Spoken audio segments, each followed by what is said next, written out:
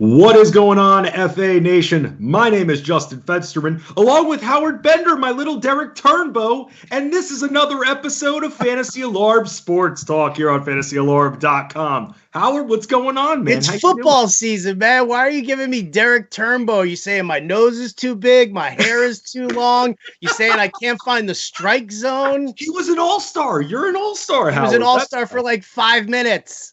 Hey, that still counts. That still counts. If you make it in, you're good. You're good. But no, Howard, I was just thinking, man, I'm doing this stream with Howard. I just want to call him the name of a Brewers pitcher. I don't know why. I just did. Welcome to Wednesday when you have all the sports going on right now. But Howard, it's a very big time because, I mean, when it comes to waivers, this is technically our second week of waivers, but it's our first in-season waivers. So something that you and I have spoken about at length was the overreaction that we've seen, and it happens every year. Those flashes in the pans, the one-week wonders, everybody's so eager to start spending and bidding, especially in Fab, that it ruins their game plan because people don't realize that there are many more weeks after that and are just so focused, laser focused on who just performed in week one. I know we're all eager, but we have to slow our rolls a little bit. A little bit. We have to slow our rolls a lot, dude. I mean, this is kind of crazy. I mean, we see it every single year. It's like the biggest overreactions to week one.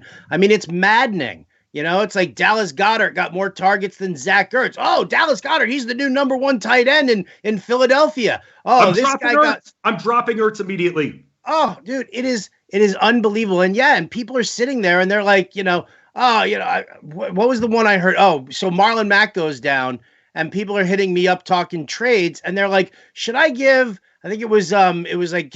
Joe Mixon and Cortland Sutton for Jonathan Taylor since he's the new number one in Indianapolis. Yeah, exactly. That was my reaction too. I'm like, you've got to be kidding me here. Like, you got to be able to rein this in and understand that, looking at what the situation is at hand in the games, it's like people are, crapping on the Browns. I'm sorry they faced the Baltimore Ravens in week one. Like, what are you going to do? It's the Baltimore Ravens. They've got a phenomenal defense. The Chargers have a great defense, and people are sitting there, freaking out about Joe Mixon. And it's just, to me, it's bonkers, the overreaction. But I'll tell you what, it's not so much, all right, let the fools be fools. Let the idiots be idiots. You be a shark. If you're watching this live stream right now, if you're a member of FA Nation, be the shark and go in and swoop in on these idiots who are just giving away players. It's like Willy Wonka and everybody's got a golden ticket, Fensty. Oh, that takes the fun out of it. And they make the chocolate taste terrible, Howard, as well. So cheer up, Charlie. Oh, stop. Don't you say that. Don't you do that. Don't you ever do that. All right, let's get back to happier times. Goose Brava. Howard, some of the players that we even saw, you and I were actually on SiriusXM Monday night after the Giant game, and people were ready to trade Saquon Barkley. A few people even tweeted at me when I said, who are you thinking of dropping? And I'm sure they were just joking around, but I got a few responses that in the moment said Saquon Barkley, and we even got a call. I believe it was Saquon for Devontae Adams, or I'm sorry, Devontae Adams for Saquon straight up. Yeah.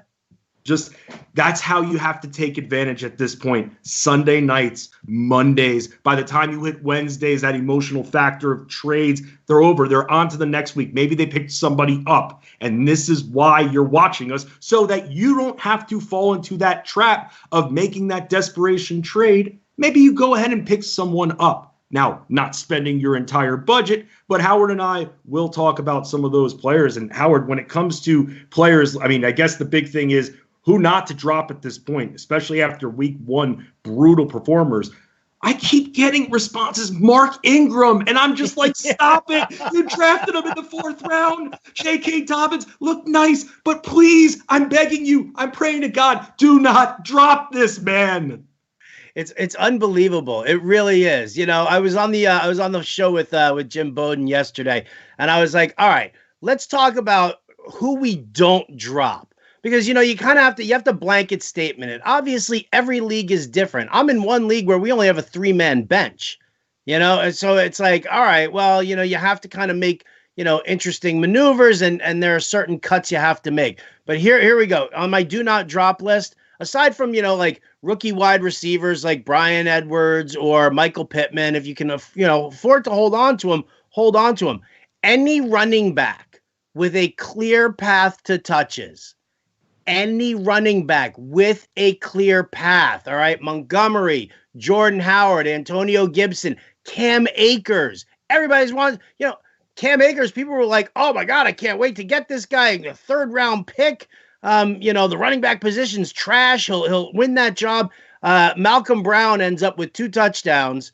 And all of a sudden, everybody's like dropping Cam Akers. How about this little fun fact, Fensty? You ready for this one? I'm ready. Malcolm Brown has 8 career rushing touchdowns. 5 of them, including these last 2, all right, all week 1. I have heard this before. All week 1. Yep. And by the way, if you want to add another player to this type of trend we're talking about, Sammy Watkins as well. Strong week 1 last year.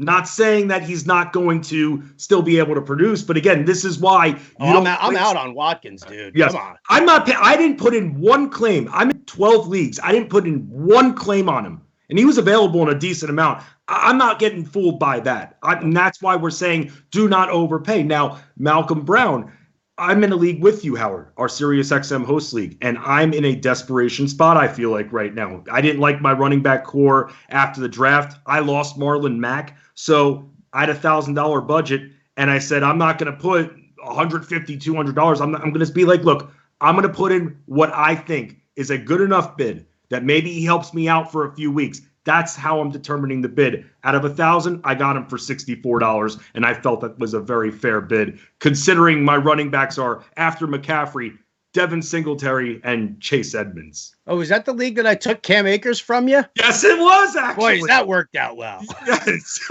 I'm ready to drop him. Please, I was going to ask you. So unreal. Yeah. By the way, same league. Someone I saw you drop, and you can tell me if I'm wrong, but did you drop Christian Kirk in that league? Yeah, I did. I've got great depth at wide receiver. All right. I like Christian Kirk. That's why I was going to ask you. With Cam Akers being, in a committee right now, I know that I needed to make that move. I needed to add another guy. I don't even remember who I picked up for him, but it was a running back. I think it was like Peyton Barber or something like that. Like Barber was still out there. So I was like, all right, screw it. Let me just do that. But I mean, again, it's a relative thing to your team. If you've got strong wide receivers, if you've got like 4 guys, wide receivers who you're like, I could start these guys every single week. Well, then some of the fringe players become a little bit more expendable. A guy like Christian Kirk for me in that league is expendable. When I've got Allen Robinson and Odell Beckham, and I've got, I'm 29 leagues, so I'm just kind of spitballing here. But just say the name of a receiver, you probably have him. DeAndre Hopkins, yeah, I've got him. So when you have that kind of a situation where you have really strong starters, and these are just depth, and you can thin out at that point, some of your depth to get some hopefuls at the running back position. Like, there's nothing wrong with that. Would I sit there and say if you lacked wide receiver depth, you had like 2 starters and then, 3 guys who were like, I'll play the matchups, then maybe dropping Christian Kirk is not the move you need to do. Right. And one of the moves that I made in a player that I dropped, and I debated for a second, but with the reports that I read coming into the year, wasn't so high on this guy anyway, especially right at the end of draft season, A.J. Dillon.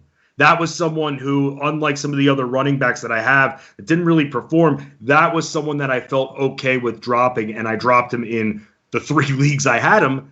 And again, these are teams that my running back core wasn't strong. And I'm not thinking, when I'm thinking of a guy like Malcolm Brown and Peyton Barber especially, please, I was on the Peyton Barber Express last year. Wasn't a fun ride. We'll see how it is in the next few weeks. It's definitely not a fun ride. It's a very scary ride when you start him. When he's on your bench, okay, you're kind of watching. You're like, it's a small world, do-do-do-do-do. But then when you have to start him, it becomes the tower of terror very quickly. It can. But I mean, you look at the situation, Barber in Tampa Bay last year, and they kept, Ronald Jones was still trying to become a thing, and they were trying to phase out Peyton Barber. Right now, Washington's like, hey, Antonio Gibson's our future. We'd like to make this happen, but he's a pass catching back. We don't have anybody to go between the tackles. J.D. McKissick is a pass catching back. So when you need a guy who's going to, get your short yardage situation at the goal line, Peyton Barber, you could do worse. I mean, Washington, they got rid of Adrian Peterson because they had Barber. They didn't need two of these guys. It wasn't the offense that Scott Turner wants to run. So when it comes to Peyton Barber at this point, I picked him up, and I'm trying to remember if it was a league that I'm in with you or not. I was able to find him. I mean, he wasn't even claimed for the waivers that ran Tuesday into Wednesday. He was not claimed in a couple of leagues I actually saw, and just picked him up again. This comes down to also if you have the bench depth. There are some leagues that you will have a very generous amount of bench spots. I have one league that I'm in that has 10, 11 bench spots. I have another league that is 5. So that's also what it depends on. And that just remember when you're thinking, especially now, of adding a player, that has to be taken into consideration. And if it's someone that you're really hardcore to adding and you're asking your favorite analyst, Howard Bender, let's just say, or your 13th favorite analyst, Justin Fensterman over here, then... Are you that high up on the depth chart? I was actually going to ask you what seed you thought I was. I'm in the playing game. Fine. You might be in the playing game. Okay. No, I'm just kidding. 16th You're top 10 in my book. Come on. Wow, that's the nicest thing anyone's ever said to me. So, I mean, ultimately, it comes down to how many bench spots you have. Some people, Howard, have been asking me whether or not to pick up Devonta Freeman, whether or not to pick up Lamar Miller even. And I get the concept. You think they're going to end up somewhere, but do you have 5 bench spots? Because if you do, I'm going to say hell no. Do you have 12 bench spots? Then I'm going to probably say yes, because you're bound to have that room. How deep is your bench? Yes. That's what you got to ask. People are like, oh, should I pick this guy up? How deep is your bench? How deep is your bench? That's good. I gotta ask. How deep is your love? I was going more for like, hey, what do you bench? Like the gym rats in Long Island fence. Do you know them? The guys that are always at Greg Buttle's Fitness Center. Come on. Yes. The Heinekens and Jaeger bombs. They shower in it. That's what they do on Long Island right there. Strong Island right there. LI. Let's talk about a player that I've seen get dropped a decent amount, and I really don't know why. And you said before that if they have a clear path to touches, then, you don't want to get rid of them. Matt Breida. I've seen Matt Breida get dropped a decent amount. And yes, from what I saw from Breida too, I was very discouraged. But this is a situation where Miami's still trying to figure everything out. I've seen Gaskin get added in a lot of leagues. So when it comes to Matt Breida, is that someone that you would be okay with dropping even in a situational, or in generalities, you should just keep this guy for a few weeks to see if he finds his role? I would hold on to him. I really would. Here's a guy who was brought in. The Dolphins traded for Matt Breida, right? During the draft. They brought him in as the pass catching back. Myles Gaskin is Myles Gaskin. I think what a lot of people miss, and this is the biggest problem that a lot of people get, because if you don't watch the games, all right, you're missing a ton of stuff. Nobody realized that Jordan Howard came out of the game in the first quarter with a hamstring problem, hamstring or ankle, one or the other. But so he actually ended up coming out of the game. They let him sit for the entire second quarter. When the game was still close and they were at the goal line, right? What'd they do? They turned to Jordan Howard. They were like, hey, can you just come in here, get the 1 yard, get in for the touchdown, and then, we'll put you there, because they didn't trust Myles Gaskin or Matt Breida to do it. Now, why Breida's usage was so low and they went with Gaskin, maybe it's because Gaskin is, a little bit more of a well-rounded back and he can go between the tackles better than Matt Breida. But, man, people are making a huge mistake. I think Jordan Howard will be fine. He'll play this week. I'm pretty sure he'll play this week. I've got to check the practice reports over at Fantasy Alarm. But nevertheless, Howard's the main guy. Breida should be the pass catching back. If Myles Gaskin starts to get in some work while both Breida and Howard are healthy, well, then there's concern. Then you might have to worry about it. But, again, people who just sit there and they box score surf and all they do is look at, who had how many carries. They don't really understand the situation. And again, you can take advantage of that. You just throw some like schlock receiver. I'll give you a Van Jefferson for Jordan Howard. He sucks, right? Like, oh yeah, okay, that sounds good. Van Jefferson, he should be the number 3 in Los Angeles. Right. Raving reviews out of camp. Oh, it's not like the Rams have other receivers, right? Yes. Oh, wow. Impressive. You beat out Josh Reynolds. Congratulations. That's a tough one. That's a tough one. And I want to say this about the Dolphins. And this is just something that I'm keeping in the back of my mind, wondering if it's going to impact the team this year even. They did trade for Lynn Bowden as well. So I'm wondering if in the next few weeks, because they just traded for him, so he hasn't had a lot of time to learn the playbook or anything like that. And this is a player kind of like Gibson who could help out in passing game and on the ground. Just down the road, something to think about. You would think they traded for him. They're going to want to get him involved at some point. You'd like to think that, but then also you have to understand that why did the Raiders who drafted him trade him away so easily? It's not like, yes, you've got Josh Jacobs. Yes, Jalen Richard is the pass catching back. All right. But we see shelf lives for running backs, and it's a little on the weak side. So why were they so ready to just give up on Lynn Bowden there? I think, what was it? We saw the Hard Knocks episode where they were covering the Raiders, and Gruden was like, I don't like this guy's attitude. He's gone. Right. So maybe there's an attitude issue with Lynn Bowden. Maybe he had trouble picking up the playbook for the Raiders. Whatever the case may be, you have to factor that in. So, yes, he might be lurking. We'll just have to wait and see. And no, we're not saying to go pick him up this week. Well, wait a minute, Fency. How deep is your bench? Deep is your bench. It has to be at least 15 deep in order to roster him at this point. You need like a big dynasty league for that to happen there. Yeah. Speaking of which, by the way, I just got to give a quick shout out here to my man at Bodacious Beer on Twitter. Rich made these football die hard dynasty league shirts. And on the back, it says, I survived the football diehards dynasty league. 36 teams,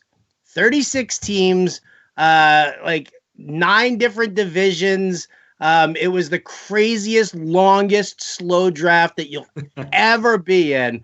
And it was such a painfully slow draft with people timing out on a 6-hour clock that I needed to get 2 shirts. Like this is actually the other shirt. The other one looks exactly the same, but I'm already 2 shirts into wearing right now because it was that brutal of a draft. Oh, I was going to say you sweated through the other one because you were so pissed off the entire time that you were in a slow draft. Right. That's the reasoning I thought. I'm like, oh, I get it. You definitely destroyed the first shirt out of frustration. No. I just got them, but I'm wearing them like back to back days. Yes. By the way, and I'm just saying this, and this is a big tease for you, Howard. I actually got you a shirt as well that you are going to receive, and you can mark it down. Howard Bender is going to receive a T-shirt from your boy, Justin Fensterman, in T-2 months from right now. So mark it, call me out on it if it doesn't happen. It's 2 months. 2 months. Big tease, Howard. Big tease, because I may or may not have bought it for you late last night. Why I was thinking of buying Howard Bender a gift late last night, I don't know. Yeah, I'm a weird dude like that. But let's get back to some fantasy football and talk about, speaking of weird dudes, Corey Davis. Ugh. Yeah, I know, dude. I'm not going into the Corey Davis business either. I'm not at that point yet. I'm just not. No, how about everybody? How about fantasy football Twitter?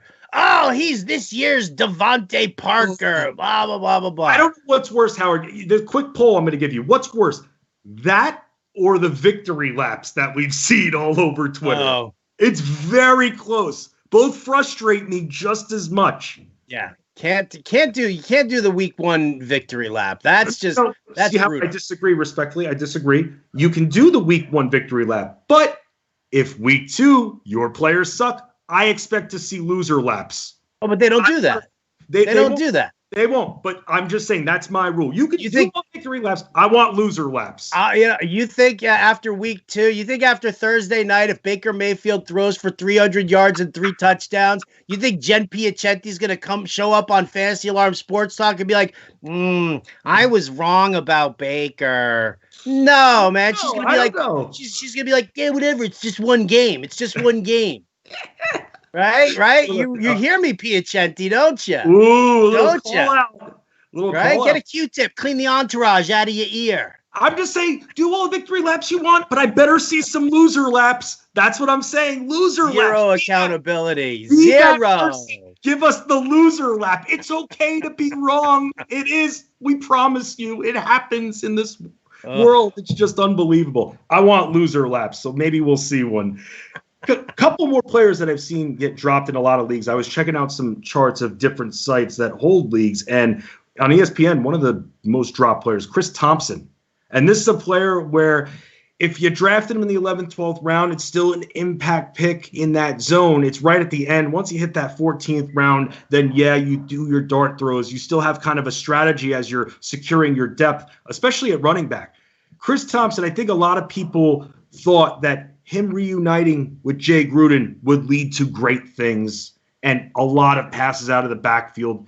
And a lot I'm not sure about, but I've seen him get dropped in a lot of leagues. Howard, do you think that this guy's value at the moment is cooked, or are you willing to give him a few more weeks? No, I'm willing to give him a few more weeks. Listen, this Jacksonville-Indianapolis game was super competitive. And I think, really surprising to a lot of people.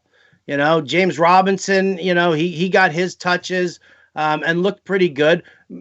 Thompson's a guy who, when the Jags are falling behind, and look at the Jags this week.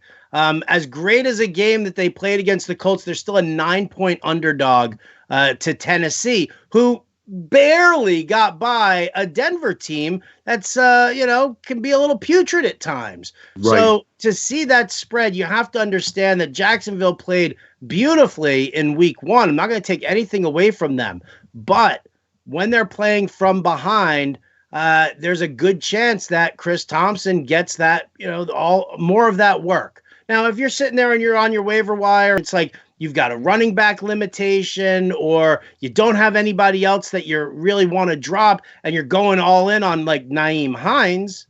Okay, kind of the same type player, same situation, and you might look to Hines as a little bit more favorable because it's the Colts, it's a better team. But I mean, listen, if it's just a matter of just kind of maintaining some depth just to see how it is, just to see what happens over the next, few weeks, I'm still keeping Chris Thompson.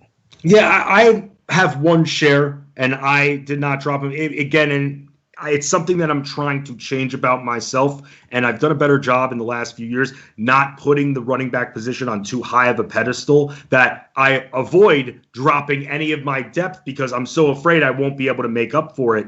But closing your eyes and dropping a guy like A.J. Dillon and not worrying, wow, now I'm down to 3-4 backs. Hey, there are waivers next week too. And also this is where, and I hate saying this, I hate bringing this up, but, I try to spin everything to a different kind of light, and that it also is COVID as well. And if it does hit a team or two, that also adds to your depth that you're going to be able to find on the wire. I don't like saying it, but if you're someone like me that for many years, and it hindered my game overall, fear dropping the running back position, that you wouldn't be able to make up for it unless you made a trade that you would probably lose in the deal at the end of the day. Remember that this is a COVID year as well, and the depth should be a little bit more, there because of COVID.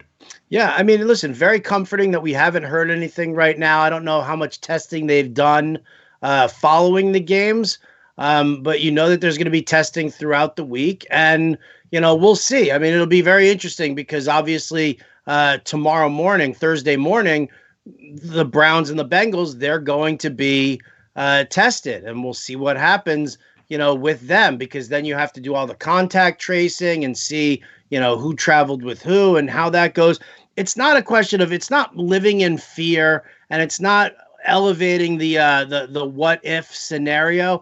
it's just being smart and keeping yourself protected. Having good, solid depth is not stupid. It's not fearful. It's just being smart because you know that things can happen. Look, Lev Bell just landed on IR, right? James Conner tweaked his ankle. So we're already seeing stuff. Like, we wouldn't be. Marlon Mack with the Achilles. I mean, last year there were like no running back injuries at all, and people were like, hoarding their waiver priority, waiting for that first big injury, and it didn't happen. This year, right off the bat, week 1, you've got 3 injuries for running backs that people are like, oh my God, I got to run to the waiver wire now. I got to pick up, Nyheim Hines. I got to get myself, a couple of players here. So I think it's just smart business. It's smart business to make sure that you've got good, solid depth at a position that can be a little volatile. And speaking of smart business, something else I want to just bring up quickly, and this goes back to a conversation you and I had on the radio the other night, and I've been thinking about it ever since. I've been a fantasy football commissioner for 10 years. In my home league, this is its 10th year.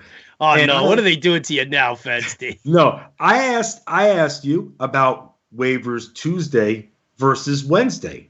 And I've always been a Tuesday waivers guy, meaning that my waivers pass through Tuesday into Wednesday instead of Wednesday into Thursday. And I'm realizing more and more 10 years later, that's not the right way to do it. It's not. And I thought, Howard, I was a producer. I worked with other hosts.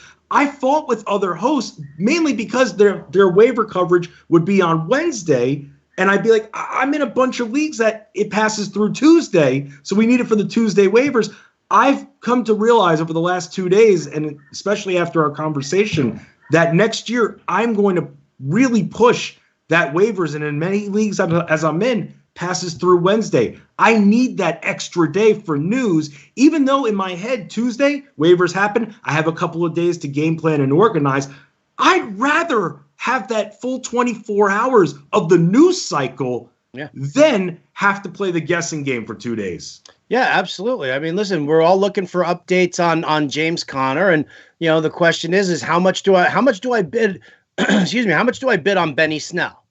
Right? I mean, If you're a Conner owner, I mean, you probably got to put like 25% of your budget on him to make sure that you lock him in and you handcuff the situation. If you don't own him, well, then, you don't want to necessarily chase if Connor's going to be okay. Now, the last update that we've gotten on Conner was still that, Mike Tomlin saying that there is a possibility, but that he doesn't have any long-term concerns with James Conner. So with that in play, the question is if I'm putting money on Benny Snell for waivers, am I doing it just for this 1 week? And then he goes back to a backup job? Because Mike Tomlin has said it over and over again, and he does this with all of his players. The job is James Conner's, and an injury is not going to make him lose his job. Like, Benny Snell had a great game, but if Conner's good to go in week 2, he's the bell cow for the Steelers. And want to add on to that, because that was very well said there. And I talked to you about this as well. And especially as someone that has suffered a lot of ankle injuries in his life, you notice James Conner wasn't icing that ankle for 20-minute intervals. He was walking up and down the sideline the rest of the game. Yeah. It says something right there. It says to me, and I'm not a doctor or anything, but it says to me that he's going to be okay for week 2. And if he's not fully 100% by week 2, week 3, he'll be good to go. Because I was just shocked. I was expecting him to either not be out there on the sideline or somewhere where you see that his ankle's elevated. Because that's what you do when you sprain your ankle. Yeah. Otherwise, because you got to stop the swelling, because the swelling is going more swelling, more time to recover. And by the way, for all those that own Michael Thomas that are freaking out right now, you should be very thankful that he's not going to be playing the next few weeks. Playing through a high ankle sprain is moronic, and I'd much rather have him fully healthy by week 7 or 8 than have to pray to God that he doesn't get hurt or make the injury even worse for the next few weeks in the early going of the season. Agreed 100%. Start Emmanuel Sanders. Get those Traquan Smith bids in. Let me ask you this. What about Jared Cook if he's available? We saw him get targeted a good amount, and Ronas and I fought a decent amount about Jared Cook because he was too reliant on touchdowns. But if he's out there now, and especially with no Michael Thomas, I mean, he was dropped in some leagues. He wasn't, and people really didn't think of him too much early in the draft season. We saw him go in the 8th, 9th round. I saw him drop tremendously after that. Yeah, well, you know what? Show me a tight end who's not reliant on touchdowns, and I'll show you Travis Kelce and George Kittle.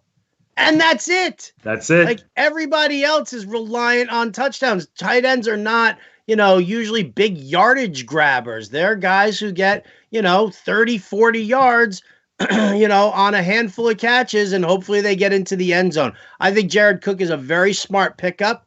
Again, I'm not going to sit here and freak out over Hayden Hurst having a quiet week, so I'm not going to drop him. I'm not going to sit there and say, Tyler Higbee had a quiet week, drop him. I'm not even going to say that about Mike Gesicki.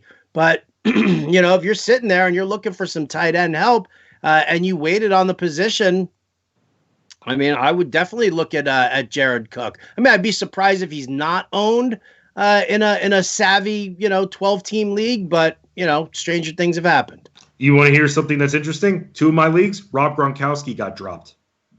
12-team leagues. Yeah, I mean, that's the funny thing is because everybody's just assuming that O.J. Howard's the man right now, right? Like, all of a sudden, it's like, all those O.J. Howard truthers, they're creeping out of the woodwork. They're, like, hanging out. They're, like, they're on the shoulders of all of the Corey Davis truthers, right? They're like, O.J. Howard, he's going to be the man. He's going to be the man.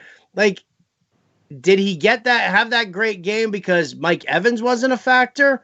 Or is it because he's like Tom Brady's, new favorite tight end? Like, you have to pick and choose. Right. It might be Tom Brady's new favorite tight end, but we all know Tom Brady's favorite offensive weapon, Scotty Scooter Miller. Scooter Miller. Scotty Scooter. That's his thing. Because a lot of people now interested. Tom Brady's best friend.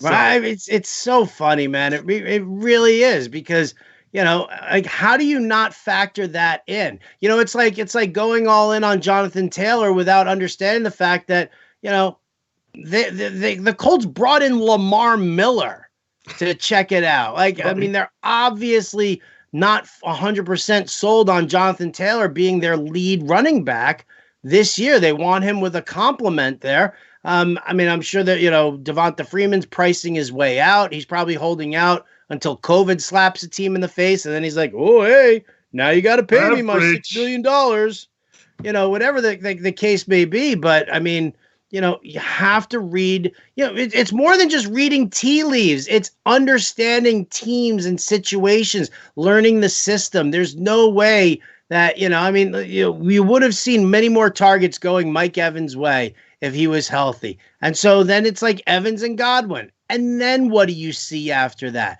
Like, determine what the tight end situation is when both wide receivers are 100% healthy, then see who's getting the snaps and the targets. Yes, and you could do one of two things. You could either just read the headlines and spend 5 minutes doing some research, and that's it, or you go to fantasyalarm.com and you dominate because there isn't any other option.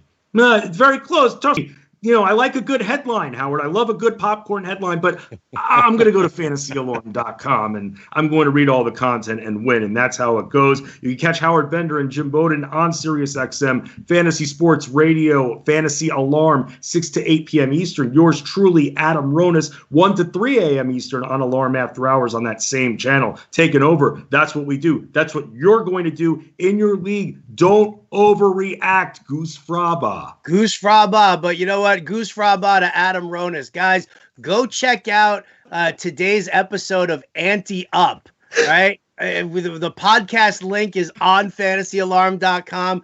That was an epic rant. Like, okay, don't listen to it when your young children are in the room. I'll just say that. Earmuffs to those guys. But listening to Adam Ronis talking about the Clippers collapse with you on that episode, Fensty, straight fire. I absolutely loved it. You got to make sure you give that a listen too. Yeah, we got to own up and ante up when our picks don't go that well. And both Ronis and I thought the Clippers were going to win the championship. And now Jim Bowden's sitting there being like, now we get to play Denver. Let's go, Denver. Did you just do the Bushwhackers thing? Oh, Bushwhackers. Yeah. Luke and Butch. That's why I love you, Fensty. Hey, man, that's what I'm here for, dude. That's why we're a good team. That's why we're the Bushwhackers, fantasyalarm.com. He's Bender. I'm Fensty. Alarm after hours, 1 to 3 a.m. Eastern. Fantasy Alarm, 6 to 8 p.m. Eastern. We always dominate. There isn't any other option. We just win.